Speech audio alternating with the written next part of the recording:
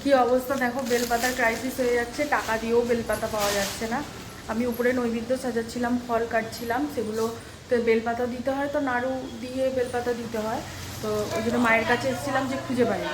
তো মা এখানে যে ঘিয়ের সেতল যে হয়, আলু ভাজা, লুচি মনে হচ্ছে আটা মাখিয়ে রেখেছে, মানে ময়দা সুজি করছে, আর এই যে আলু ভাজা হয়ে গেছে। আর দিদা স্নান টান করে নিয়েছে, এই দেখো স্নান করে চলে যাচ্ছে দিদা।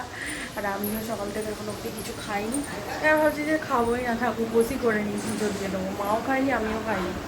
আর এখানে এই যে গোপুসোনার সেবা নেওয়া হয়ে গেছে, আর সেবাটা সরানো হয়নি, যেহেতু বাপি মুখ ধুইয়েছে মনে হচ্ছে, ওর জন্যই সেবাটা সরাইনি।